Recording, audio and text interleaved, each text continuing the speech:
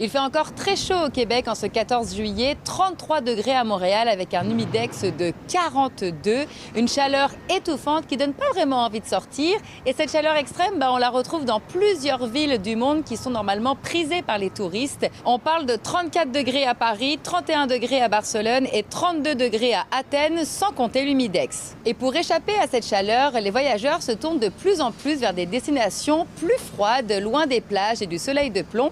Une tendance qui s'intitule Coolcation, la contraction du mot cool qui veut dire frais et du mot vacation qui veut dire vacances. Ce que c'est le Coolcation, c'est cette idée d'avoir comme destination un endroit où il va faire plus frais.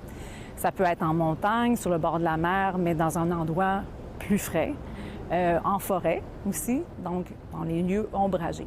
Fait qu'il y a des destinations qui sont plus propices à ça, des destinations où il y a plus d'altitude, plus de nature ou carrément qui sont plus au nord. Selon un rapport de Booking.com sur le voyage et le développement durable, l'incertitude climatique influence fortement la façon dont les gens planifient leur voyage. 74% des voyageurs mondiaux tiennent compte du risque de conditions météorologiques extrêmes lorsqu'ils choisissent leur destination et la date de leur voyage, tandis que 25% choisissent explicitement des destinations plus fraîches. Quand tu es dans le milieu touristique, la Scandinavie, donc les pays scandinaves, Norvège, Finlande, Suède, l'Islande, tous ces pays sont souvent les pays qui sont des pays références. Justement, il fait aujourd'hui 13 degrés en Islande, 22 degrés à Helsinki en Finlande et 26 degrés à Stockholm en Suède. En plus de la température plus clémente, les voyageurs semblent rechercher davantage de destinations plein air et découvertes, loin des grands centres et des plages de sable blanc. Je pense que les gens sont rendus sur on va aller outside the box, à l'extérieur des destinations communes.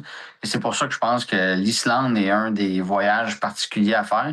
Pas pour tous les portefeuilles, par contre, mais sur l'Islande, sur la Norvège, notre argent a quand même très peu de valeur. Donc, c'est quand même déjà, à la base, c'est pas des pays très abordables. Le Québec se définit maintenant comme une tendance potentielle pour le Coolcation.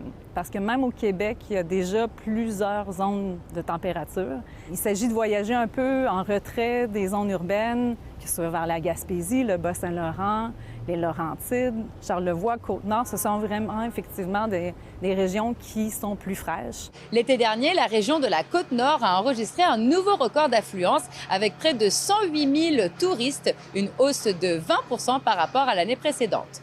À Montréal, Juliette Poirot pour Nouveau Info.